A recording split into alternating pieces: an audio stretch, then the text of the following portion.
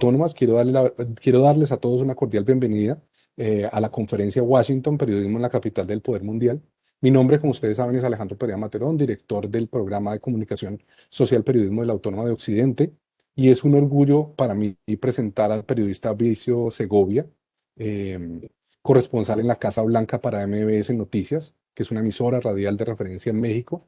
Es importante también contarles que nuestro invitado trabaja específicamente desde el epicentro de la política estadounidense, donde ha cubierto la recta final de la administración Obama, el gobierno de Donald Trump y ahora el de Joe Biden. Colabora con Antena 3, la televisión con los servicios informativos líderes en la audiencia en España y es un invitado habitual en varios programas de análisis político. También es miembro de la Asociación de Corresponsales de la Casa Blanca y presidente de la oficina en Washington de la Asociación de Corresponsales Extranjeros en Estados Unidos. A nivel profesional, la experiencia de Bricio pues, es amplia. Actualmente es corresponsal, como les dije, en la Casa Blanca para MBS Noticias. Ha sido corresponsal para Antena 3 en Washington, analista político. También fue corresponsal en la Casa Blanca para La Voz de América, corresponsal en Washington para W Radio, eh, México y para France 24. De igual manera fue corresponsal por más de 6 años en Washington para el servicio del canal internacional de noticias Russia Today. También fue corresponsal al servicio de Diari Ara, que es un diario matutino de información general en idioma catalán editado en Barcelona. Para Cataluña, asimismo, fue corresponsal para Com Radio, periodista audiovisual y reportero de televisión para la agencia EFE.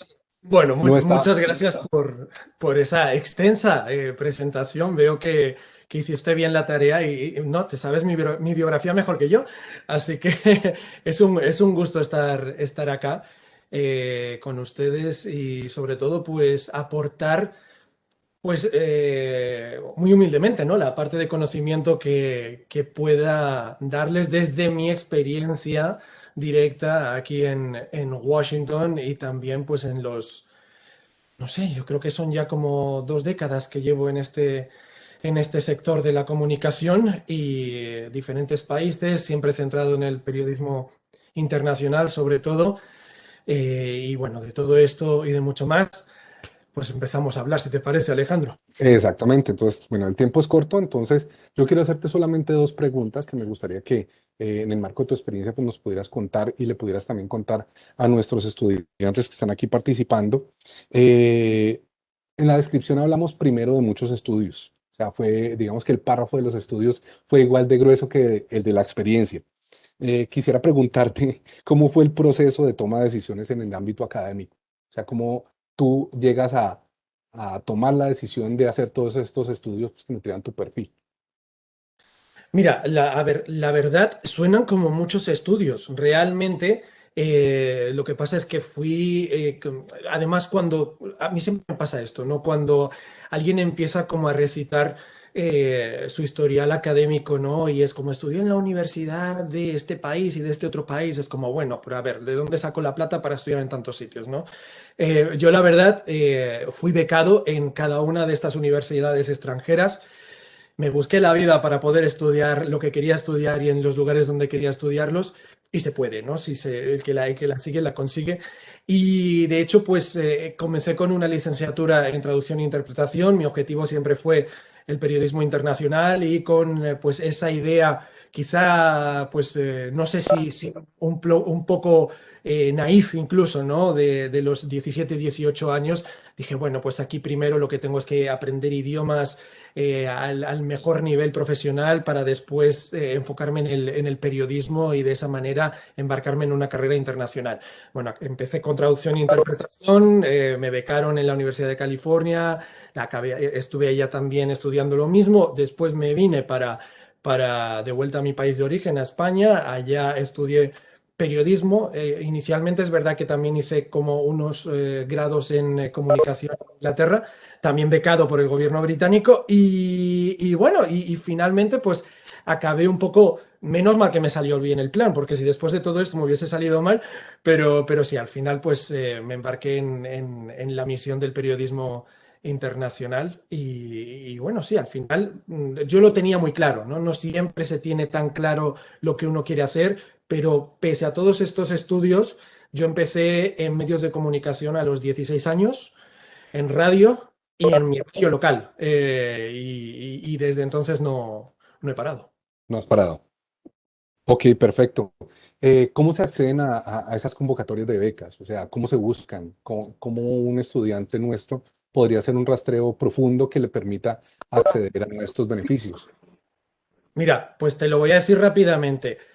Yo cuando conseguí mi primera beca para irme a estudiar al Reino Unido, Internet todavía ni siquiera estaba tan extendido. A ver, estoy hablando aquí como si fuera un abuelo y tampoco, ¿eh?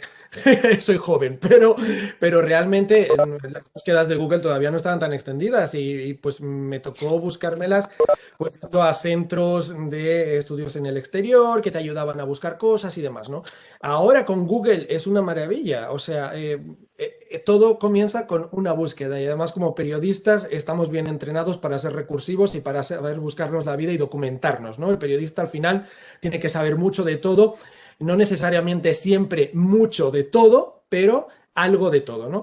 Eh, y bueno, y al final es prepararse con cada tema que te vas encontrando. Pues esto fue lo mismo.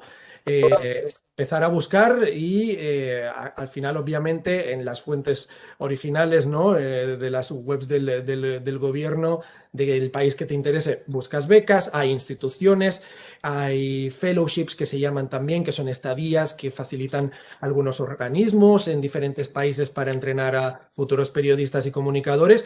O sea, las opciones son ilimitadas y en cualquier país del mundo. Ok, perfecto, te agradezco mucho. Hay otra pregunta que tengo que ya se ha contestado, creo que en el marco de lo que nos has contado, pero igual lo voy a hacer por si hay algo que agregar. Es cómo logras ser un periodista internacional que trabaja con casas periodísticas de renombre internacional y finalmente te vuelves un corresponsal en la Casa Blanca. Esta pregunta busca pues inspirar a los estudiantes de comunicación y periodismo de la Autónoma de Occidente para que alcancen sus aspiraciones en el periodismo. No, y lo primero que les diría, bueno, por cierto, hola a todos los que estáis conectados, gracias por estar por acá. Lo primero que os diría es soñad grande, porque principalmente los que nos solemos poner las limitaciones somos nosotros mismos vamos, no perdéis nada por soñar a lo grande. Y una vez dicho esto, como decía al principio, ¿no? El que la sigue, la consigue. O sea, si luchas por lo que quieres, no siempre sale, pero siempre llegarás más lejos que si no lo has luchado, ¿no? Por ejemplo, en mi caso, empecé, como dije, ¿no? En la emisora de radio local a una edad muy temprana. Yo honestamente me planté a los 14 años en la puerta de la radio y simplemente les dije, yo quiero trabajar acá. Y la directora me miró con cara como de, ay, qué lindo este niño. Y me dijo, bueno, pero es que la edad legal para trabajar son 16 aquí en España, ¿no? Y yo a los 16 volví y le dije, usted me dijo que, porque además muy amablemente me dio su tarjeta, y yo a los 16 la llamé y me dijo, bueno, vente a una reunión y entré como pues practicante allá y en septiembre me ofrecieron un contrato y no empecé comunicando, empecé en la parte técnica de la radio, pero a los pocos meses estaba tomando parte en un programa, ¿no? Y de eso pues pasé a, digamos que el gran salto lo hice con Agencia F, la agencia de noticias de referencia en España.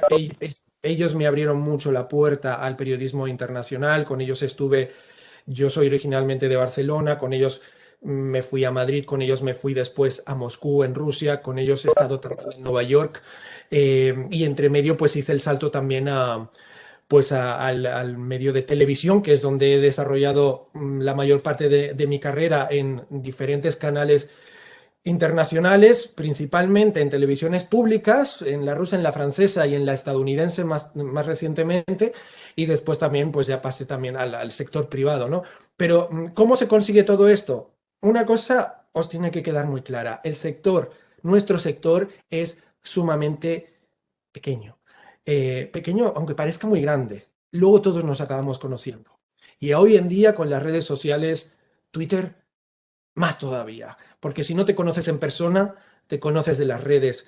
Entonces, el primer consejo que os daría, sed activos en redes, buscad cuál es vuestra pasión. Si vuestra pasión es el periodismo internacional, agarradlo. Si vuestra pasión es el entretenimiento, agarradlo. Si vuestra pasión es el periodismo científico, lo mismo. Y dedicad todos vuestros esfuerzos a la que es vuestra pasión, porque en vuestra pasión es donde vais a poder sobresalir, porque haréis las cosas como si fuera un hobby, un hobby. A mí me empezaron a pagar y para mí me estaban pagando por hacer lo que más me gustaba. Y era un lujo. Y trabajaba infinidad de horas al día. Yo no sé, tuve una época en mi vida que trabajaba en 3 medios de comunicación diferentes y estudiaba a tiempo, a jornada completa. No sé, ahora mismo lo vuelvo a pensar y digo, no sé cómo lo hacía, pero lo hacía. Y eso sí, me levantaba a las 7 de la mañana y llegaba a casa a la medianoche, pero era feliz. Así que, si lo queréis, al principio toca esforzarse, esforzarse, esforzarse, y luego conforme os vayáis haciendo un hueco en el sector, es donde podréis comenzar a ir eligiendo. Ok, perfecto. Bueno, muchas gracias, Bricio. Y pues estamos en tus manos para tu conferencia de Washington, Periodismo en la capital del poder mundial. Perfecto. Bueno, pues vamos allá a ver si comparto bien esto. Vamos allá. Ah, perfecto, vamos allá. Muy bien. Bueno, pues comenzamos con una imagen casi de película, ¿no? Y no es casualidad que lo haga así, porque ser periodista en Washington es casi estar metido en una trama de película. Todos los referentes que tenemos actualmente del cine, de la cultura popular estadounidense, nos lo vamos a encontrar. Y normalmente va a sobrepasar nuestras expectativas. Es decir, hacer periodismo en Washington es como estar en House of Cards, es como estar en cualquier serie televisiva donde hayáis visto la Casa Blanca, el Capitolio. Es eso y más todavía. Y realmente a día de hoy uno tiene la sensación, yo llevo aquí en Washington ya más de 5 años y aún hoy tengo la sensación de estar en la trama de una película. Y cuando llegas aquí, seguramente lo primero que te preguntas es, bueno, ¿en qué me voy a enfocar, no? Las grandes instituciones, el Pentágono, la Casa Blanca, el Departamento de Estado. Y lo cierto que es un lujo y que parece muy inaccesible al principio y al final, cuando llegas aquí como corresponsal extranjero, ¿no? Porque tú ves la CNN, ves MSNBC, ves los grandes canales de televisión estadounidenses y ves el corresponsal en la Casa Blanca, el corresponsal en el Pentágono, el corresponsal en el Departamento de Estado. Y cuando llegas aquí es cuando te topas con la realidad y ves que lo haces todo. Porque eres una persona normalmente, el corresponsal en Washington y a veces incluso el corresponsal en Estados Unidos, y te toca estar un día en la Casa Blanca, un día en el Pentágono, un día en el Congreso, otro día en el Departamento de Estado, y ahí es donde empiezas un poco a desdoblar personalidades, ¿no? Porque el nivel de locura es altísimo aquí a nivel informativo. Obviamente todo comienza con la tramitación de las credenciales en todos los sitios para poder acceder cuando puedas y quieras acceder, y ahí es cuando dices, esto no va a ser tan fácil como creía que podía serlo, ¿no? Y luego dices, bueno, un montón de fuentes, infinidad de fuentes en cualquiera de estos grandes organismos, en las ruedas de prensa diarias, ¿no? Que esto es algo que tiene Estados Unidos, ¿no? Que tienen ruedas de prensa a diario. Las grandes instituciones, bueno, la excepción fue la administración Trump, que las redujo o las eliminó en algunas instituciones, pero lo habitual es que cada día rinden cuentas, ¿no? Y luego te das cuenta que el verdadero periodismo de fuentes donde ocurre es en los bares o incluso en Tinder o cualquiera de las aplicaciones de citas. ¿Y por qué digo esto? Bueno, pues porque realmente esto es una ciudad donde se concentra el poder. Se concentra el poder de tal manera que tú vas a un bar y la persona que está cenando o tomándose una copa al lado tuyo, bueno, claro, estoy hablando en tiempos de prepandemia, ¿no? Ahora todo es un poco más complicado y los cafés son virtuales, pero cuando volvamos a la normalidad, que lo haremos, todo volverá al status quo de Washington. Y es, pues, hacer fuentes está a la orden del día. Y ahí es donde nos lo encontramos, en el bar. Por ejemplo, la mesa de al lado puede ser un congresista o quien se está tomando un trago al lado tuyo en la barra puede ser el asesor o el asistente de un senador. O puede ser un asesor de la Casa Blanca. O puede trabajar en alguno de los departamentos del Pentágono o cualquiera de las otras agencias federales.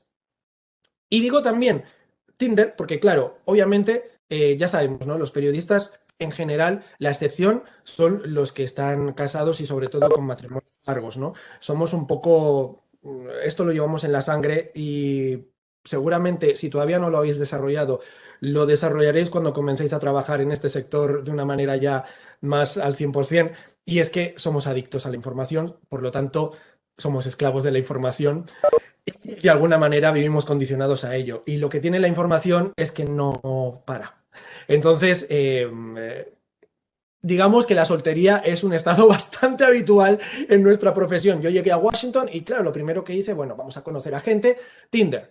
Bueno, abres Tinder y te das cuenta que Washington es una ciudad donde hay tres perfiles de personas: empleados federales, abogados y periodistas. Y bueno, y luego tienes todo el sector de lobbies, ¿no? Em, ¿Esto qué te dice? Te dice que en el peor de los casos, si una cita no acaba bien o en algo más romántico, va a acabar siendo una posible fuente a futuro. Así que esa fue una de las grandes lecciones que yo aprendí nada más llegar a Washington. Un periodista vale lo que vale su agenda. Esto es lo que hay que tener siempre muy presente. Y yo siempre digo que un periodista es 50% periodista, un 50% relaciones públicas. ¿Por qué? Porque al final realmente depende de ti cuánta gente tienes en tu agenda, a cuántas personas puedes acceder cuando hay una información de última hora y puedes tener a esa persona para que te dé un comentario o para que te dé información privilegiada o para que incluso, aunque no te dé información on the record, te la dé on background. Es decir, para que la puedas usar de manera que tú la puedas contextualizar lo que está pasando, aunque no puedas mencionar el nombre de la persona que te lo ha dado. Por lo tanto, las fuentes es lo principal, y lo bonito además de Washington es que ves cómo se desarrolla, eh, cómo el poder avanza, ves cómo se va creando ese poder y de qué manera además se va gestando. Esta es la palabra que buscaba, cómo se gesta el poder, ¿no? Y las políticas que van a tener un impacto a nivel mundial, porque al final, nos guste o no, Washington es la capital política a nivel mundial y lo que pasa aquí tiene un impacto directo en el resto del mundo. Otra de las grandes cosas que te das cuenta cuando llegas aquí a Washington es que de repente en esta capital es una capital sumamente competitiva. Competitiva hasta el punto, y vuelvo de nuevo a la idea de Tinder, por ejemplo, ¿no? Parecen entrevistas de trabajo. La gente aquí es casi lo mejor del país, llega aquí a ejercer su profesión. Y como periodista, el gran lujo es ser periodista extranjero y llegar a este país y compartir escenario con los mejores periodistas de la nación.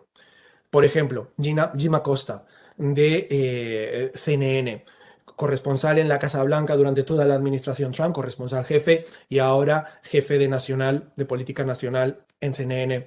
O Kristen Walker, de NBC News. Y, por cierto, una de las moderadoras en los últimos debates presidenciales de las últimas elecciones. O, por ejemplo, Brian Karim, corresponsal en la Casa Blanca a día de hoy, incluso durante muchos años ya, de Playboy. Y aquí tengo también una anécdota interesante. Cuando yo lo conocí a Brian en la Casa Blanca, él amabilísimo, y él es toda una celebridad. Él vino y me dijo: hola, eres nuevo, no te conozco. Yo me presenté, le di mi nombre, le di el medio para el que trabajaba y yo le pregunté: ¿y tú para quién trabajas? Y me dijo: para Playboy. Yo pensaba que me estaban tomando el pelo y yo le dije: ya te gustaría a ti. Y de repente me dijo: no, no, es cierto. Y me sacó la tarjeta con el conejito de Playboy, Brian Karim, corresponsal en la Casa Blanca. Me quedé loco. Pero de estas cosas que te pasan.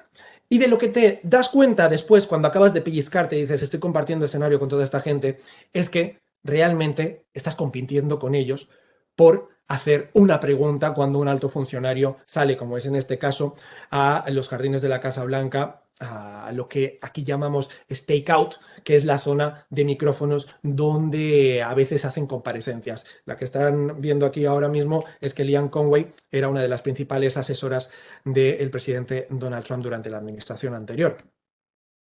Y, de hecho, como decía, compites para que te den la palabra.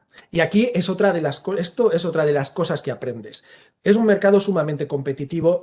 Yo creo que además viene por la naturaleza de los estadounidenses, que son sumamente competitivos en todos los ámbitos de su vida. Y por lo tanto, arrebatar una pregunta a un periodista es también casi un deporte olímpico y lleva su entrenamiento, ¿no? Llegas primero un poco tímido y al final dices, bueno, mira, entre que soy extranjero, que el inglés no es mi primera lengua, pero al final entras en el juego, te vuelves como ellos hasta el punto de que casi das miedo, ¿no? Y de lo que te das cuenta también más adelante es de que estás en una posición en la que puedes generar titulares a nivel internacional. Y este es uno de los regalos que te da como periodista también Washington.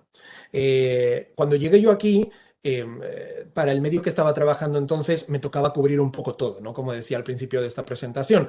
Pero más adelante, sobre todo a raíz de que empecé a trabajar para France 24, canal internacional de Francia, en español, a raíz de ellos y después en la televisión pública estadounidense, me pude centrar como corresponsal de la casa, en la Casa Blanca. Y ahí, a veces, anécdotas, como por ejemplo, una vez que le pregunté yo al presidente Donald Trump si le estaba preguntando sobre el rearme de las FARC, posible rearme de las FARC por un anuncio que había hecho uno de los líderes de las FARC, y le dije, sí, en Colombia, le contextualicé, en Colombia, esto y esto y esto, y me respondió, ¿pero me hablas de Colombia el país? Claro, la otra alternativa era Columbia, el distrito, o Columbia, la universidad, lo cual no tenía demasiado sentido, pero bueno, lo cierto es que el presidente Donald Trump tampoco tenía mucha idea de política internacional y mucho menos de Latinoamérica en general. Esto, que suena anecdótico, el medio de comunicación Slate, que es estadounidense, lo captó y no solamente lo convirtió en una noticia en sí, sino que incluso te citan en ese artículo como la fuente que ha hecho esta pregunta y que ha pasado esto en la Casa Blanca. Por lo tanto, ahí empiezas a darte cuenta del poder que tienes como periodista y, más que el poder, la responsabilidad que conlleva tu función como periodista en este país en cubriendo fuentes como puede ser Casa Blanca, Departamento de Estado o Pentágono. Pero no solamente pasa en Estados Unidos, pasa también fuera de estas fronteras. Por ejemplo, este es un artículo de la, de la revista Semana colombiana, como bien sabéis, cuando entrevisté al presidente Iván Duque, una entrevista que adquirió un cierto grado de viralidad en redes. La revista Semana te convierte en protagonista de la noticia. Y no os podéis imaginar el número de llamadas que tuve para ver si concedía entrevistas. Y es como, una cosa no tenemos que olvidar nunca, que como periodistas nuestra función no es convertirnos en la noticia, es generar la noticia o generar un debate. Por lo tanto, esas entrevistas las rechacé todas, pero es un ejemplo más de cómo el trabajo que se hace desde la capital estadounidense, por donde pasan todos los líderes mundiales, o los principales líderes mundiales, o aliados de este país, grandes aliados de ese país, pues puede pasar fronteras y crear, y puedes crear titulares más allá de este lugar.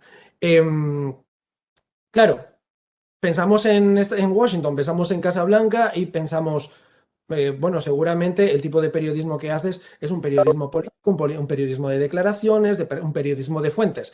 Pero ya sabemos que en este último año, en Estados Unidos, por ejemplo, las protestas por el movimiento de la violencia policial y demás tuvieron un grado de protagonismo, adquirieron niveles también muy elevados de violencia, y esta es una fotografía que me hizo uno de los fotógrafos de AP, que me captó en el momento, alejándome yo de la policía en un momento en el que estaban lanzando cócteles Molotov.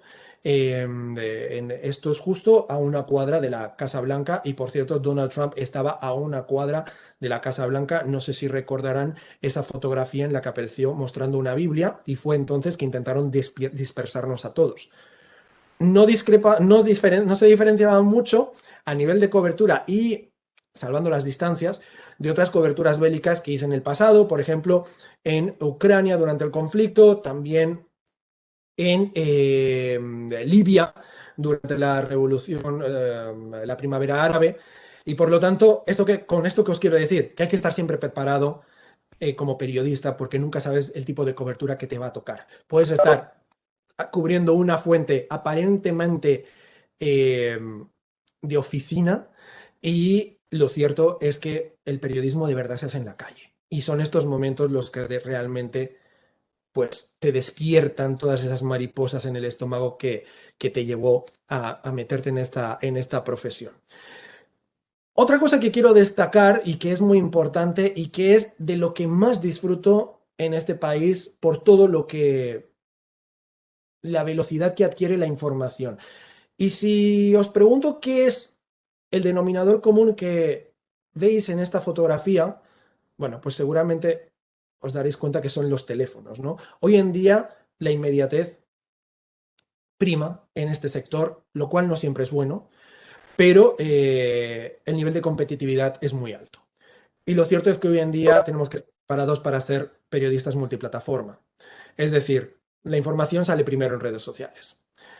Obviamente cada medio de comunicación tiene sus diferentes libros de estilo y cómo se deben difundir las informaciones, pero la información en redes es lo primero. Twitter es una fuente de información maravillosa si sabemos pues elegir a las fuentes correctamente y desde luego es una gran plataforma para todos los periodistas, tanto los que llevamos años en el sector como los periodistas que están comenzando. Así que mi gran consejo siempre, siempre, siempre es agarrad ese sector de la comunicación que os apasiona y explotarlo en redes sociales, porque esa va a ser vuestra vitrina al mundo y también una manera de crear una red de contactos. Dicho todo esto, aprovecho hashtag autopromoción. Me podéis seguir todos en Bricio Segovia, tanto en Twitter como Instagram y también en Facebook. Y dicho todo esto, yo creo que ya que estoy aquí, os quiero mostrar un poco la Casa Blanca, el detrás de cámara, la Casa Blanca, las bambalinas de la Casa Blanca, ¿no? Entonces, justo estuve ayer cubriendo un evento de la vicepresidenta de Kamala Harris y aproveché para hacer este video que lo iré comentando conforme pues lo vais viendo, ¿no? Esta es la entrada de la Casa Blanca. Por aquí es por donde entramos los medios de comunicación, es la entrada norte. Lo que están viendo a la derecha, estas carpas, son los puntos para ir en vivo de las televisiones nacionales y algunas internacionales también. Lo que ven al fondo, bueno, ahora os voy a mostrar una de estas carpas. Veis totalmente habilitadas con la iluminación, con los focos, la cámara, el monitor de retorno para que lo puedan ver los corresponsales y saber cuándo van, qué se está emitiendo antes, si están ya en cámara. Lo que ven al fondo es el ala oeste de la Casa Blanca, el famoso ala oeste de la Casa Blanca. Por ahí se accede al despacho oval y de hecho una curiosidad es que cuando el presidente está en el despacho oval hay un marine guardando esta puerta, esta entrada de aquí principal. Y eso es lo que nos indica, bueno, pues que el presidente está trabajando en el despacho oval. Ahora vamos a ver el edificio anexo, adjunto a la Casa Blanca, que es este edificio gris tan majestuoso. Ahí están principalmente las oficinas de la vicepresidencia. Kamala Harris tiene su oficina ahí. Otras oficinas de algunos de los asesores del presidente también están ahí. Y esta parte bajita de la Casa Blanca es la parte de comunicación. Ahí es donde estamos los periodistas trabajando. Ahora en pandemia las dinámicas han cambiado un poco, tenemos turnos rotativos para no estar aglomerados, pero ahí es donde tienen también oficinas el equipo de comunicación del presidente. Esta es la entrada a la sala de prensa y como veréis, bueno, ahora los carteles de el cubrebocas, la mascarilla es obligatoria y todas estas prevenciones que tenemos que tomar para evitar la propagación del virus. Este es el atril, desde donde comparece la secretaria de prensa, la portavoz de la Casa Blanca, Jen Psaki en estos momentos. Y esto es la sala de prensa, mucho más pequeña de lo que seguramente os imagináis cuando la veis en televisión. Ahora mismo tenemos que guardar 3 asientos libres entre cada asiento ocupado para mantener las distancias por el coronavirus. Históricamente, los asientos están marcados con los medios de comunicación que los ocupan, pues por ejemplo, este es el de CNN, pero como os digo, ahora la situación ha cambiado un poco y los asientos son rotatorios para facilitar que todos los medios puedan estar en las conferencias de prensa. Como ven, los carteles verdes son los asientos que deben estar libres en estos momentos. Esta es la parte donde donde las televisiones y las agencias tienen su control técnico, desde ahí retransmiten, ahí están también, y esta es una de las grandes curiosidades, que muchos de los recuerdos de los viajes que los periodistas y los camarógrafos, pues y productores traemos de los viajes con el presidente, los vamos colocando ahí. Y ahí verán de todo. El que a mí me llama más la atención y que me sorprende es que haya una escobilla de váter con la cara de Donald Trump. Em, Esta es la parte donde están las oficinas de prensa. Aquí guardan parte del equipo técnico, los medios de comunicación. Tenemos mesas abiertas como las están viendo a la izquierda. A la derecha hay unas especies de cabinas, algunos con espacios para 6 personas, las más grandes, las más pequeñas para dos, para uno, perdón, y son realmente claustrofóbicas. La mini cocina, una cafetera que nos regaló Tom Hanks en el pasado, agradeciendo la labor que hacemos. Esta es la mini cocina con las 2 máquinas de vending y los baños están justo ahí también. O sea, todo maravilloso, cocina y baños, maravilloso escuchar la cisterna cuando estás comiendo. Y este es el sótano donde hay más oficinas y esta parte sí es realmente claustrofóbica. O sea, todo el glamour que uno se puede imaginar que es trabajar en la Casa Blanca se pierde cuando ven todo esto, ¿no? AP, Fox, esta era la cabina de CNN y, y como ven es un espacio pequeñito.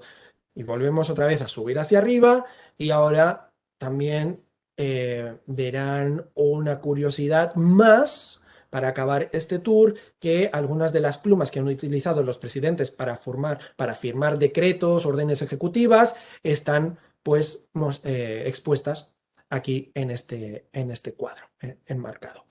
Y esto es la sala de prensa de la Casa Blanca y es donde trabajamos a diario los que cubrimos esta fuente de información. Y detrás de esa, al lado del podio había una puerta azul y esa es la zona donde está el equipo de comunicación del presidente. Ahí podemos acceder los que tenemos acreditación permanente de la Casa Blanca y podemos conversar pues, o con la portavoz o con los asesores del presidente o con los mismos miembros del equipo de comunicación. Pues esto era un poquito lo que os quería contar, mostraros cómo es el trabajo aquí, muy por encima, mostraros un poco también cómo es el lugar de trabajo, ¿no? Más allá de lo que solemos ver por la televisión. Y no me quiero enrollar más porque sí que me gustaría mucho dejar tiempo para las preguntas y responder vuestras dudas, vuestras inquietudes y que esa siempre es la parte más divertida de este tipo de charlas. Así que Alejandro, si te parece, te devuelvo la palabra y puedes moderar las preguntas que haya en la sala. Bueno, Mauricio, quiero agradecerte también por esta excelente conferencia. Era justamente lo que estábamos buscando y queríamos conocer también de toda la gestión que haces como periodista en la Casa Blanca. Es el momento pues para las preguntas y lo podemos hacer. Si quieren, pueden levantar la mano en Webex, pueden ponerlo en el chat de Webex o abren el micrófono y pueden hacer la pregunta directamente.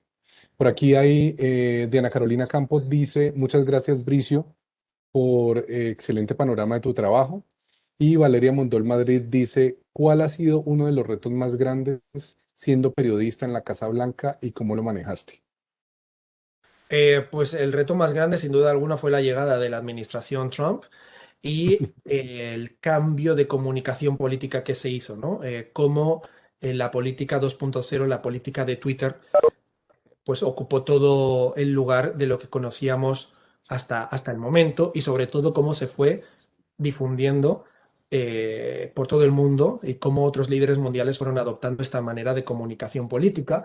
Al principio, creo que todos sufrimos un poco para poder hacer criba de lo que era noticia y lo que no era noticia, porque al final dices, bueno, es que es un mensaje que está lanzando el presidente, tiene la misma validez oficial, no la tiene, y al principio creo que todos pecamos de permitir que Donald Trump marcara un poco demasiado la agenda informativa hasta que empezamos a hacer criba de esos tweets y empezamos a manejar un poco también pues la información de lo que considerábamos que era realmente relevante.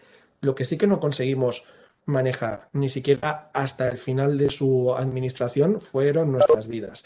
Porque yo os puedo asegurar que me despertaba, lo tenía con alertas todos sus tweets, y me despertaba a las 6 de la mañana aproximadamente, todos los días, con un tuit del presidente. Me iba a dormir pasada la medianoche con tuits del presidente. O sea, a día de hoy, incluso ya que llevamos que 4 meses de gestión Biden, a día de hoy, los corresponsales de la Casa Blanca parecemos zombies porque arrastramos un agotamiento tremendo de la administración anterior. Sí, perfecto. De un modo u otro, algunos tweets que uno leía del expresidente Donald Trump no parecían elaborados por un presidente, sino parecía por un ciudadano del común que de un momento a otro perdía el contexto. En ese, digamos que en ese ajetreo por estar pendiente de la información constante que generaba él, ¿cómo priorizaban ustedes la información? O sea, yo sé que a partir de un momento tomaron la decisión de decir, bueno, no todo es noticia, pero habían ciertas cosas que siempre hay que, me imagino que siempre hay que investigarlas, corroborarlas con algunas fuentes, y diría yo que casi todos los tweets hay que corroborarlos, ¿no? De un modo u otro, porque pueden tener un sentido de verdad. Sí, a ver, es que aquí hay dos cuestiones, ¿no? Y yo creo que se cae en el error habitualmente de decir, es que nos tocaba verificar lo que decía el presidente, porque era un presidente que no decía verdades absolutas o que las decía a medias o que a veces simplemente mentía, ¿no? Y digo que es un error porque es que el periodista, por definición, es un verificador de datos nato. O sea, nuestra función es verificar, corroborar. Sin corroborar la información nunca debería ser publicada. Entonces, lo único que hicimos durante la administración Trump es fomentar esta faceta nuestra y llevarla a niveles que seguramente no los habíamos tratado anteriormente, porque la verificación de datos era constante. Donald Trump además jugaba mucho a generar ruido para que muchos de los temas que realmente tenían una relevancia en el país acabaran perdiéndose y se perdieran con la polémica, pues con ese ruido que se generaba, ¿no? Y nuestra gran labor ahí fue luchar contra este ruido. Claro, ¿qué pasa? Que aquí luego tienes otro factor más, y es que al final los medios de comunicación, esto no era un juego al que jugaba solo Donald Trump. Sobre todo las grandes cadenas de cable, televisiones de cable aquí en Estados Unidos, jugaban a ello también. Donald Trump ha levantado, bueno, y los grandes diarios. Al final, Donald Trump levantó las audiencias de una manera espectacular y Donald Trump levantó el número de suscripciones en el New York Times y en el Washington Post. Con lo cual, tampoco podías dejar de informar de esas controversias porque sabías que son las controversias que dan la audiencia, que te dan la audiencia. Y ahí es donde se riñe periodismo con negocio. Y yo siempre digo que en el momento en el que nuestro oficio se convirtió en un negocio, empezó a morir el periodismo, ¿no? Y es nuestra labor intentar mantenerlo vivo. Y gran esperanza que tengo yo en este sector y algo que me da y que me parece además que es maravilloso para la generación que llega al sector son las redes sociales, donde cualquier persona la validez como profesional se la gana a pulso. O sea, la persona que te sigue en Twitter, por ejemplo, o en Instagram, o en TikTok, o cualquiera de las plataformas para poder difundir tu labor, te sigue porque cree en lo que tú estás haciendo y cómo lo haces. No porque estés trabajando con un medio de comunicación concreto, porque para eso pueden seguir perfectamente el canal del medio. Y esa es una plataforma que tenéis que tener siempre muy, pero que muy presente, porque os lo decía antes, es vuestra vitrina al mundo, pero es también vuestra manera de obtener trabajos, ampliar vuestra red de contactos y haceros un lugar en el sector. Ok, perfecto. Bueno, por acá tengo una pregunta que comienza así. Bricio, una curiosidad.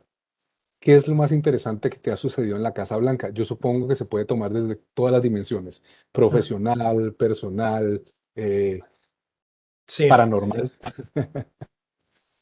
pues mira, te puedo contar, para ser totalmente imparcial, ¿no? Una de la administración Trump y una de la administración Biden. Una de la administración Trump es, por ejemplo, pues la asesora del presidente que apareció antes en la foto de mi presentación, Kellyanne Conway. Cuando yo la conocí, fue en uno de los pasillos de la Casa Blanca, casi por casualidad. Yo iba a hablar con otro asesor y de repente apareció ella. Y entonces yo me presenté, le dije, bueno, soy Bricio Segovia, y entonces le dije, eh, trabajaba para, en esa época, ¿para quién estaba trabajando? Para Voice of America, que es el canal internacional público de Estados Unidos. Y dije, trabajo para VOA Spanish, o sea, en español. Y la tipa me contestó, yo soy Kellyanne Conway, asesora del presidente, y solo hablo americano.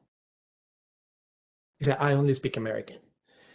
Y ahí es donde yo me quedé blanco, porque es de estas cosas que dices, yo entiendo que lo de ser políticamente correcto no va con tu retórica, ¿no? Tu narrativa política, pero hasta el punto de hasta caer en tintes racistas, xenófobos y en la cara de un profesional que está cubriendo tu misma fuente, ¿no? Esa es una de las cosas más locas que me ha pasado por el grado era un alto funcionario al fin y al cabo, ¿no? Em, la otra es, por ejemplo, lo que os contaba en la presentación de Donald Trump confundiendo o no sabiendo si hablar de Colombia o de Columbia o de qué, ¿no? Pero en la administración Biden, cuando llegaron, intentaron ser lo más cordiales posible, es decir, intentaron dar la otra cara de la moneda de lo que puede ser la comunicación en la Casa Blanca, ¿no? Y al principio me acuerdo que Jem Psaki, que es la actual portavoz de la Casa Blanca, cada vez que me veía al principio, no lo hacía solo conmigo, me consta después hablando con otros compañeros, que antes de empezar a hablar te lanzaba un cumplido. Y un día era como, oh, me encanta tu pelo, otro día era como, me encanta tu chaqueta. Y era como súper raro, ¿no? Porque al final es como tú intentas marcar una cierta distancia profesional y te das cuenta que ellos están intentando conseguir lo contrario, precisamente viniendo de la administración de la que venían, ¿no? Y te rompe un poco los esquemas. Entonces, bueno, esas dos, tres situaciones me parecieron peculiares. Ok, perfecto. Bueno, yo estoy tratando de curar las preguntas porque hay algunas que se contestaron alrededor de la Vale. conferencia. Tengo una aquí que dice, ¿cómo desligar los ideales políticos propios de la labor periodística en la Casa Blanca? Y se complementa con otra pregunta que dice, ¿limita eso el manejo de la información? Bueno, es que yo creo, yo intento recordarme siempre algo, ¿no? Y es que el periodismo es una función pública. Nosotros tenemos un compromiso para con los ciudadanos. Eh, es decir, eso lo tenemos que tener muy presente. Y nuestra labor es pedirle a quienes están en el poder, ¿no?, que rindan cuentas, ¿no? De sus acciones, de sus políticas y de cómo están desempeñando su cargo. Tenemos que ser duros tanto con la administración de un partido político como si después le sigue otra. O sea, y una de las cosas que pasaba con Donald Trump es que constantemente, dependiendo de la afiliación mediática que tenías, ¿no? Pues te podían decir, ah, es que claro, es que están en contra del presidente Donald Trump, y es como, no, no, no, no es que esté en contra del presidente Donald Trump, es que simplemente el presidente Donald Trump hace muchas cosas cuestionables y criticables, y por lo tanto hay que rendirle cuentas por ello, ¿no? Hay que pedirle que rinda cuentas por ello.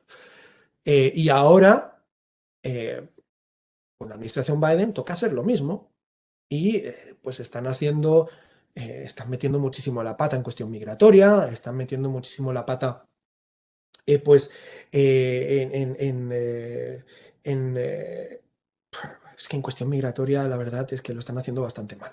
Pero bueno, quiero decir, y estas cosas, ahí es donde hay que decirles, ¿no? Y hay que se den cuenta que realmente nosotros somos un poco la herramienta de presión para que hagan su cargo eh, de una manera acorde a como deben hacerlo. Y ahí es donde la afiliación política de uno mismo o la ideología de uno mismo no puede entrar en juego. Es más, es que si entra en juego, no eres periodista, eres activista. Y si eres activista, no puedes, no te No haces mereces un cargo. periodismo. Sí, no te mereces un cargo en esta labor, porque además estás siendo irrespetuoso con la ciudadanía, que al fin y al cabo es para quien hacemos esta labor. Ok, perfecto. Mira, te agradezco mucho por la respuesta. Aquí hay un par de preguntas que se concentran en el manejo de fuentes. Entonces voy a leerlas de forma independiente, pero creo que con una respuesta podríamos aclarar la duda. Uno es de Camila Andrea Pardo, que dice cómo accedes a fuentes que se rehusan a dar información o cómo se mantiene el profesionalismo en el caso de una respuesta que no va con tus ideales. Esa es una. Y hay otra que se complementa, que es cómo es el proceso y la experiencia de contactar a figuras públicas o políticas polémicas y llegar a cuestionarlas. ¿Alguna sugerencia o consejo en el manejo de fuentes? Ujú. Ok. Bueno, sobre la primera pregunta, ¿cuál era la segunda parte? Perdona. Era. La primera pregunta es cómo accedes a fuentes que se rehúsan a dar información o cómo Sí, se mantiene el profesionalismo si lo que mm, plantean no va con tus ideales. ok. Bueno, pues esto un poco lo respondí con la respuesta anterior. No importa que vaya con o no con tus ideales. Tus ideales tienen que quedarse en tu casa. Cuando sales a la calle o sales a una institución a cubrir o a desempeñar tu labor, tus ideales no cuentan. Los únicos ideales que cuentan son tus ideales de integridad periodística. Punto. Ideales políticos tienen que quedarse en casa, porque si no, no vas a desarrollar bien tu labor. Y a ver, es cierto que la imparcialidad al 100% es imposible desde el momento en que elegimos un término u otro o el orden en la estructura de la noticia. Estamos siendo un tanto parciales, ¿no? Pero hay que intentar ejercer la profesión con la mayor imparcialidad posible dentro de, pues, de lo que acabo de decir. El acceso a fuentes. El acceso a fuentes es un trabajo de inversión de tiempo y de confianza. Una fuente nos va a dar información solamente cuando confíe en... A ver, puede haber dos casos. Que nos la dé porque le interesa el posicionamiento que tenemos, o bien sea por nuestra plataforma, que sea nuestro medio de comunicación, o porque seas una persona con una plataforma enorme en redes y les interese también. Eso puede ser el caso en el que la fuente acceda a darte información casi casi sin esforzarte, o que incluso la fuente venga a ti. La otra opción es ganarte el respeto de la fuente. ¿Y cómo se gana el respeto de la fuente? Pues dejándote ver, yéndote a todas las conferencias de prensa o eventos en los que esa fuente esté, y que poco a poco seas una cara conocida para esa persona. Otras situaciones, bueno, siempre el primer contacto, una llamada, un email.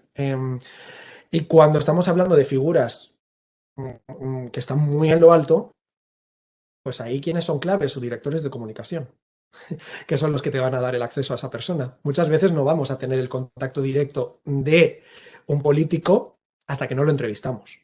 Luego, cuando lo entrevistamos, nunca os vayáis de una entrevista con un político sin intentar conseguir su contacto directo, porque nunca, por pedirlo nunca vais a perder nada.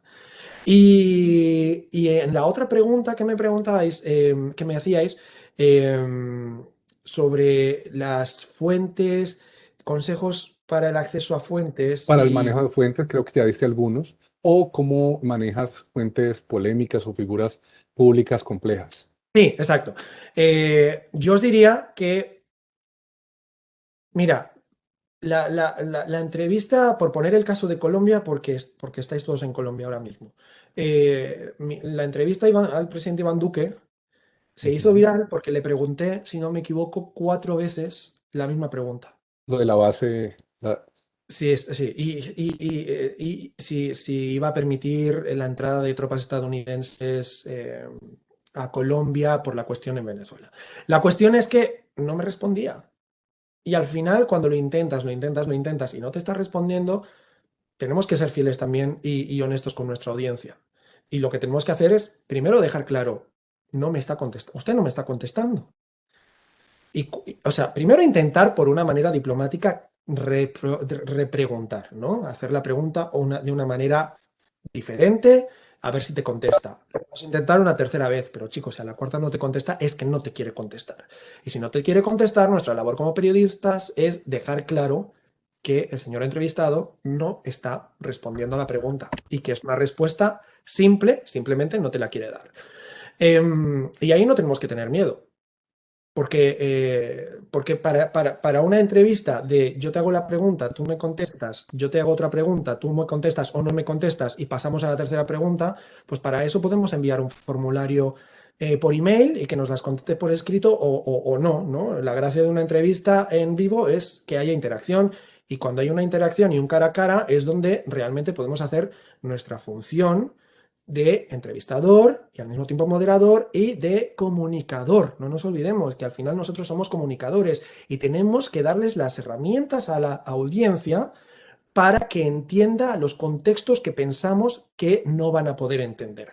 Y uno de estos contextos que son necesarios es cuando sabemos que que el entrevistado está evitando o eludiendo la respuesta, pues dejar claro que la está eludiendo. ¿Por qué? Uno, porque esa puede ser una última herramienta de presión para que finalmente el entrevistado te dé la respuesta. O dos, para que en el peor de los casos, si no te la quieres dar, dejas en acta que esa respuesta, esa pregunta se ha hecho y que esa pregunta nos está respondiendo porque no quieren responderla. Y a veces los silencios hablan por sí solos ya. Perfecto. Recuerdo muy bien esa entrevista. Bueno, hay una pregunta de Javier Null. Dice, ¿cómo vivisteis los corresponsales de la Casa Blanca los continuos ataques de la prensa en la administración Trump? Creo que desde España, ¿no? Esta pregunta. Ah, mira, pues mira, saludos hasta mi patria. Mira, ¿cómo lo vivimos? Es que hay dos caras de la administración Trump. La que se cuenta en este juego mediático que todos presenciasteis y la que se vivía detrás de cámara, ¿no?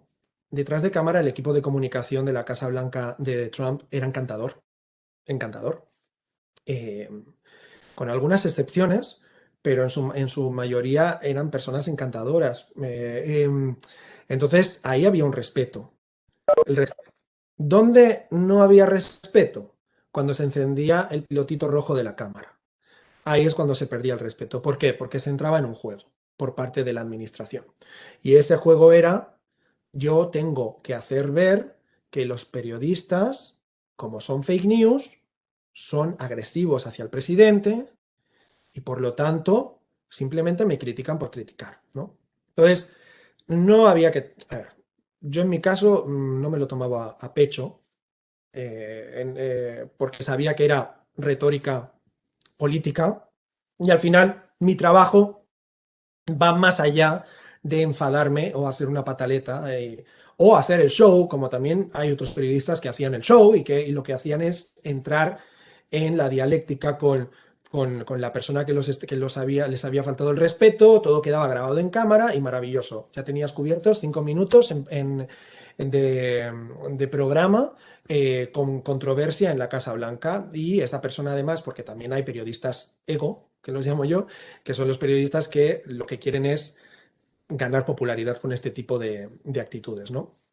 Eso pasa y está en todas partes.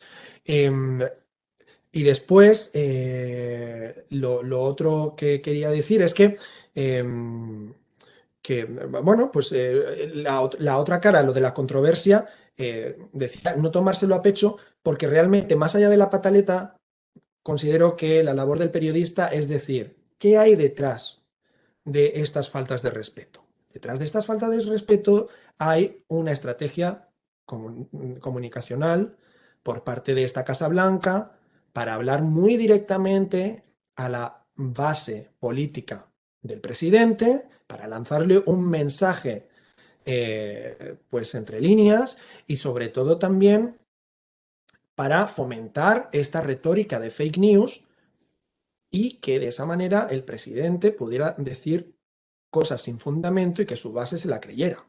O sea, es tan simple como eso. Al final era un juego político para ellos, más que un juego, era su base de la estrategia de comunicación.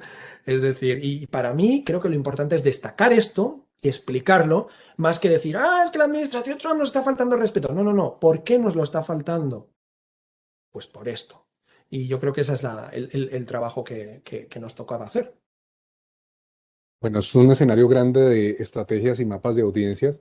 Mm. Como ya estamos llegando al cierre, pues, eh, del momento que tenemos contigo, voy a hacer un inventario breve de algunas preguntas que creo que se respondieron durante la charla, que las volvieron a hacer o que de pronto puedes agregar algo. Entonces hay una, las voy a leer todas. Dice, muchas gracias por todo lo que nos has comentado. Me gustaría saber cuáles consideras que son las aptitudes más importantes que debe tener un periodista para ti. Ese es uno. Entonces, aptitudes de un periodista. Por acá hay otra. ¿Cómo hiciste para ser periodista de la Casa Blanca? Lo contaste hace un rato. Es muy duro llegar donde tú llegaste. Pues al principio leímos como todos los estudios y adicionalmente la experiencia que tienes, que no solamente combinaste la experiencia, sino que tuviste un sustento académico para poder tener un sentido crítico en la gestión periodística. Eh, Dice otra pregunta, ¿cuál fue tu motivación para ser un periodista internacional? Previo a esa pregunta dice, qué chévere tener a una persona como tú comentándonos toda tu experiencia. Y para cerrar, también vuelven a repetir cómo lograste ser un periodista internacional. Entonces, no sé, ya sería como para cerrar también Sí. este espacio que pudieras contarles algo a mis estudiantes que pues no hayas contado hasta el momento o que quieras reforzar para despedirnos y darte las gracias pues por este espacio. No, más bien agradecido también de todos los que han querido participar aquí pues hacer todas estas preguntas, ¿no? A ver, vamos a por ellas. Aptitudes que creo que debe tener un periodista. Bueno, la primera, inquisitivo. Un periodista tiene que ser curioso. Sin curiosidad no vamos a ninguna parte. Y eso es lo que nos mueve. Tenéis que tener una capacidad enorme de absorber información. Y por capacidad quiero decir interés. Y eso va un poco de la mano con la curiosidad, ¿no? Yo creo que eso va a niveles. Yo, en mi caso, tengo una tendencia a ser totalmente obsesivo con los temas. Es decir, cada vez que descubro un tema nuevo o me toca un tema nuevo o un entrevistado está centrado en algún tema nuevo, tengo como una necesidad imperiosa de convertirme en experto del tema, que no, obviamente no lo puedes lograr en los pocos días que puedas tener para prepararlo o a veces incluso solo horas, ¿no? Pero yo creo que esta es una también de las aptitudes que ayuda. Tres. eh, una aptitud que no creo que sea imprescindible, pero sí creo que ayuda muchísimo, es ser una persona calmada, porque esto te va a ayudar muchísimo en los momentos que surjan noticias de última hora. Mantener la calma. Mantener la calma y sobre todo tener muy claro. Una persona estructurada. Y seguramente que durante la licenciatura, durante los estudios, os han machacado muchísimo lo de la estructura piramidal de la noticia, de pirámide invertida de la noticia, de hay que identificar qué información va en el lead, qué información se deja para el final, etcétera, etcétera, etcétera. Es básico. ¿Por qué? Porque eso es lo que os va a ayudar a tener una mente estructurada y a desarrollar una capacidad de reconocimiento de la noticia.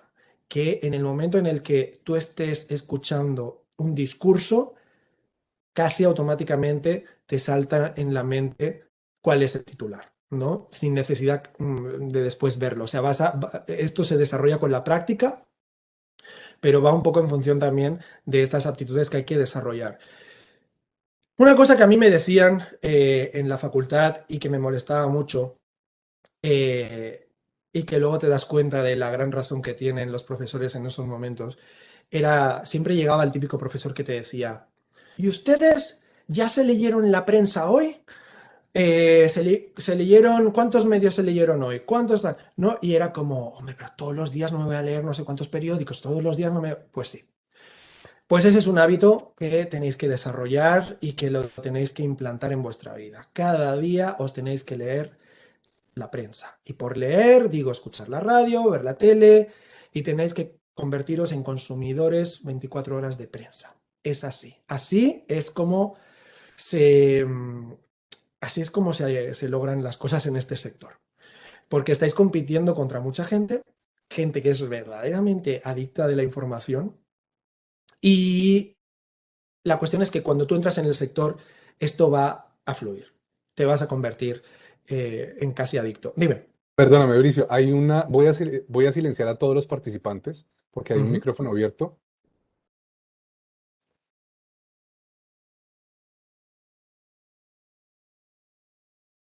Listo, ya puedes abrir el tuyo, por favor. ¿Sigo? ¿Sí? Sí, por favor. Listo. Listo. No, y entonces esto va con la práctica. Entonces, mi gran consejo, más allá de las aptitudes, es que no esperéis, no sé exactamente en qué curso estáis, ¿no? Pero no esperéis a acabar la licenciatura para comenzar a trabajar en medios de comunicación.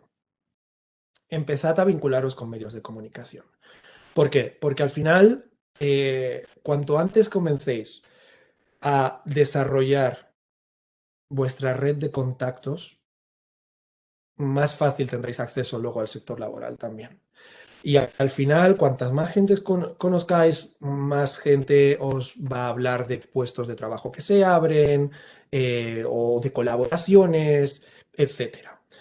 Em, y una gran base, que a veces no es lo primero que nos viene cuando la gente está estudiando periodismo, no es lo casi todo el mundo es como, me encantaría hacer radio, me encantaría hacer televisión, me encantaría hacer prensa, o me encantaría trabajar en periodismo digital. Pero pocas veces la gente piensa, quiero trabajar en periodismo de agencia. Y para mí, yo empecé en radio, pero rápido di el salto a agencia, y para mí fue la gran escuela. La gran escuela, y se nota muchísimo el periodista que ha pasado por agencia, porque es un periodismo muy ágil, muy rápido, muy estructurado, y además es un tipo de periodismo en el que tú eres la fuente para el resto de medios, con lo cual aprendes a generar noticias. Lo dejaría también como consejo de no lo descartéis. El periodismo de agencia es siempre una maravillosa base para lo que hagáis después en este sector. Preguntabais también por el periodismo internacional, cómo se da el salto al periodismo internacional. Pues ¿cómo se da el salto al periodismo internacional? Pues en muchas ocasiones haciendo las maletas y yéndose fuera. Y sí, muchas veces esperamos como a la gran oferta laboral a ver si nos llega. Yo, ¿cómo empecé en el periodismo internacional? Eh, es cierto que eso es lo ideal. Muchas veces lo podéis conseguir, como os digo, a través de becas o a través de cursos y cuando estéis en el lugar empezar a ofreceros a medios que estén allá para trabajar incluso aunque sea gratuitamente durante el verano, ¿no? Y yo esto lo hice bastante. Yo me acuerdo la primera vez que me fui a Moscú, no, era la segunda vez que me iba a Moscú porque estaba estudiando ruso. Y me acuerdo que me planté en la oficina de Agencia F y les dije, estoy aquí este verano, soy periodista, yo estoy estudiando el idioma, si me necesitan, yo encantado de echar una mano. Y me dijeron, bueno, pues sí, pásate por aquí si quieres un par de horitas, 3 horitas al día, vas viendo la dinámica, tal. Y más adelante me ofrecieron, cuando quedó una vacante, yo estaba en Madrid entonces y me ofrecieron incorporarme a la delegación de Agencia F en Moscú con una plaza fija ya. Em, es decir, tenéis que echarle cara a las cosas, porque si no os ofrecéis vosotros, nadie os va a venir a buscar, sobre todo al principio. Entonces, que no os dé vergüenza y sobre todo pensad que no perdéis nada, no perdéis nada. Es más, la gente suele valorar la iniciativa y los buenos jefes son los jefes que os van que van a ser vuestros mentores y que os van a ayudar a crecer en esto del periodismo y que son los que vais a recordar más adelante porque vais a aprender muchísimo de ellos. Y cuanto antes empecéis con esto, mucho mejor. Dicho todo esto, periodismo internacional, la gran mayoría, la mayoría de las veces estas cosas se dan casi por casualidad. Buscad ofertas de trabajo, por supuesto. Intentad entrar, sed estrategas. Buscad empresas nacionales si queréis, en las que podáis entrar en el sector nacional, pero con vistas de que tengan burós internacionales y que puedan facilitar una movilidad a los periodistas. Y creedme, no somos tantos los que estamos dispuestos a hacer esto. Parece que sí, pero realmente a la hora de la verdad no. Washington obviamente es un caramelito para todos. Y a Washington se llega normalmente después de haber pasado por varios sitios. Moscú, Moscú, vamos, tenían que buscar debajo de las piedras para encontrar periodistas que quisieran irse a Moscú, literalmente. Y hay, pues, hay ofertas de medios que os sorprenderíais, ¿no? Que están dispuestos a contratar a periodistas extranjeros porque no hay tantos que quieran ir a países como estos. O yo qué sé, eh, o-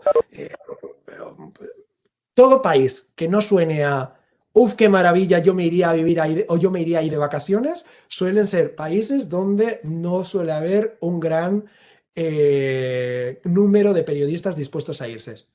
Jugad esa baza. Sed vosotros los que digáis, yo me voy y es el comienzo de una carrera maravillosa en la que os va a enriquecer muchísimo y que yo no cambiaría por nada en el mundo. Y la otra pregunta que hacíais sobre este tema, la última, era que cómo hice para ser corresponsal de la Casa Blanca y si fue duro. Em, a ver, no os voy a decir que fue fácil, no os voy a engañar, ni os lo voy a edulcorar. No es una carrera de 8 horas de trabajo. Es una carrera de... Esto es una vocación, esto es vocación. El periodismo es vocación. Eh, Os diría ya de entrada, el que haya entrado al periodismo para hacerse rico, que abandone ya, porque esos casos son contados. Obviamente, no lo perdáis de la mente, ese es vuestro objetivo. Obviamente que luchar por los trabajos bien remunerados que se merece la profesión, que este es otro tema. Pero sobre todo, ya os digo, es una profesión en la que no hay horarios, en la que hay que echarle muchas horas, porque no son solo las horas de oficina, son las horas que tú luego vas a dedicar también consumiendo información, leyendo sobre temas que te van a atrapar porque te cautivaron, ¿no? Y quieres saber más.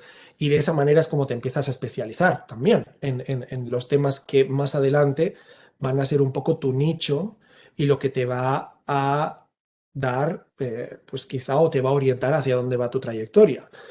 Mira, el ejemplo más claro, honestamente, soy yo mismo.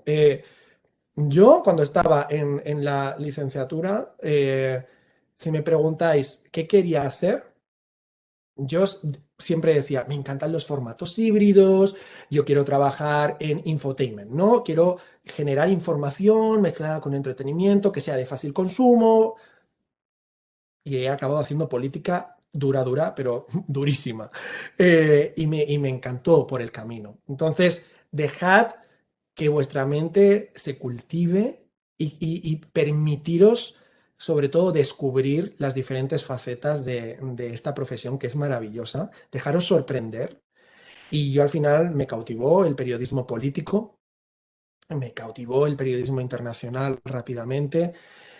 Y esa pasión del periodismo sobre el terreno también es la que al final pues te lleva a donde acabas llegando, ¿no? Y aquí en la Casa Blanca, pues curiosamente, mira, a mí me nombraron corresponsal en la Casa Blanca porque lo propuse yo, porque sí, porque conseguí la credencial de la Casa Blanca, empecé yo en mis ratos libres, en mis horas libres, a ir a la Casa Blanca y pasar rato ahí y después hacer mi horario de redacción,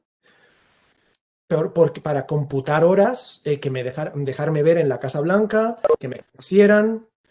y porque además la acreditación permanente de la Casa Blanca es bastante difícil de conseguir y históricamente se conseguía pues por horas que pasabas allí, básicamente, o el porcentaje de días que estabas allí. Entonces yo me lo propuse como objetivo. Empecé a ir en horas libres.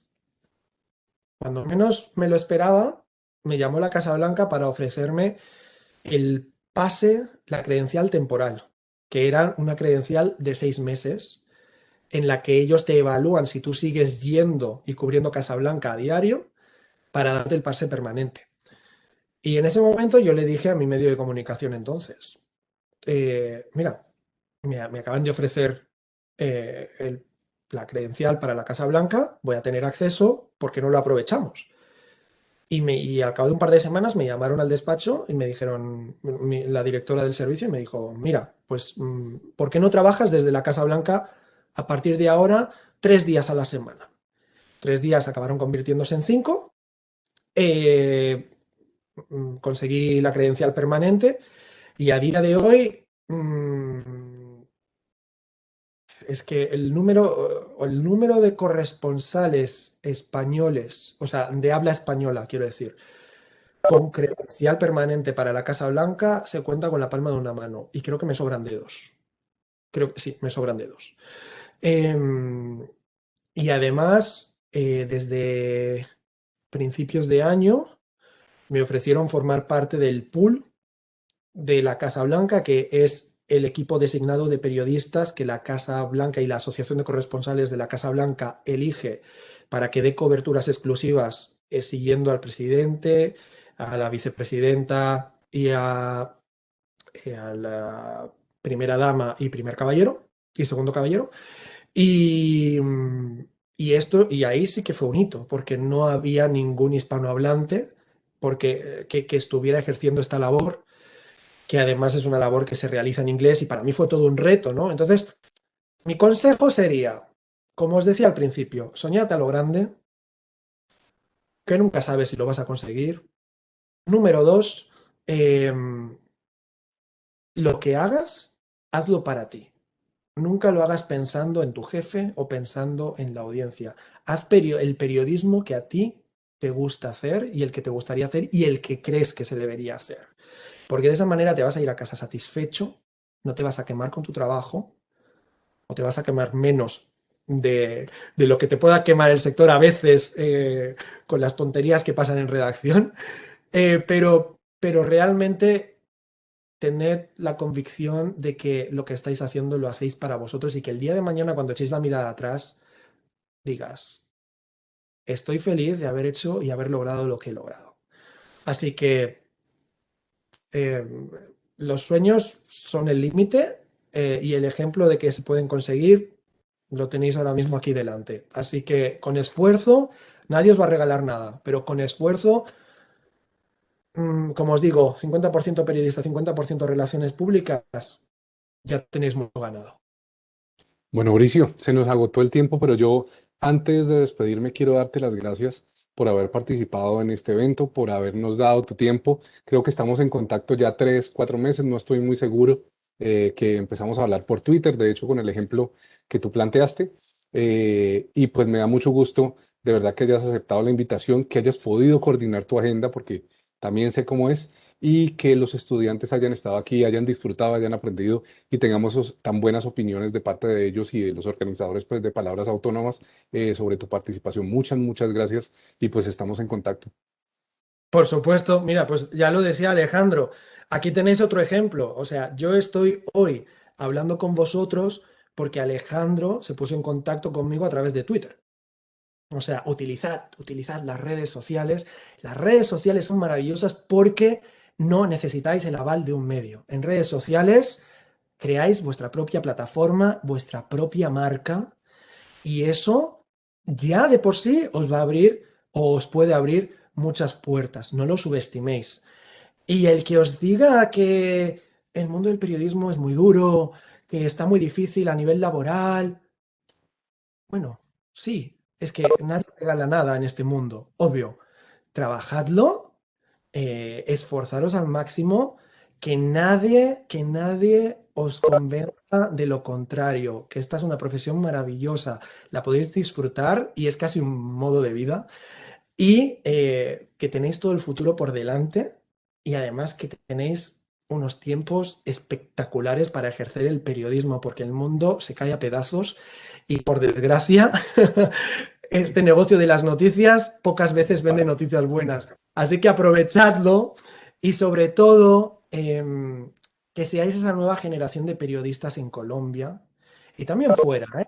Pero que seáis esa nueva generación de periodistas en Colombia sin miedo a hacer preguntas, sin miedo a repreguntar y sobre todo siendo fieles a vuestras convicciones periodísticas. No olvidéis nunca los retos que os marcáis hoy cuando acabe. Hacedme este favor, cuando acabemos esta conversación, pensad o escribid qué reto os marcáis. Yo me marqué una vez un reto a 11 años vista y ese reto era ser corresponsal internacional. Me lo marqué a los 14 años y lo, más o menos, y lo acabé logrando, o a los 16. La cuestión es que escribiros el reto que os queráis marcar y cuando tengáis momentos de debilidad, acordaos de este momento. Acordaos de por qué queréis hacer esto, qué es lo que os mueve ese reto que os estáis marcando y que nadie os convenza nunca de lo contrario, porque si queréis, de verdad que lo podéis lograr. Y bueno, cualquier cosa en la que os pueda pues ayudar, aconsejar y demás, me encontráis, como os he dicho, en cualquiera de estas redes sociales antes, Bricio Segovia. Me podéis mandar un mensaje directo, en Twitter los tengo abiertos. Y nada, para cualquier cosa, aquí estoy. Ha sido un placer acompañaros esta tarde. Bueno, muchas gracias. Quiero también agradecerte por traer audiencia de España. Creo que ya pasaron la medianoche en España, entonces nos están agradeciendo también por tu Sí. conferencia desde España, la gente que está en Estados Unidos, la gente, mis estudiantes que se conectaron, los que están en México, los que están fuera de Cali, bueno, y todo el mundo que está conectado con esta charla. Muchísimas gracias y que tengan una excelente tarde para meditar sobre los retos que nos demanda el periodismo hoy y cómo los conectamos también con nuestros planes de vida. Gracias, Bricio, nuevamente, y gracias a todo el staff de Palabras Autónomas y de la Facultad de Comunicación y Ciencias Sociales. Y por supuesto, un último agradecimiento para la facultad, para ti, Alejandro, por hacer esta charla posible y todos los que habéis estado presentes, porque sin vosotros, pues eso tampoco tiene mucho sentido. Gracias a todos y que os vaya muy bien.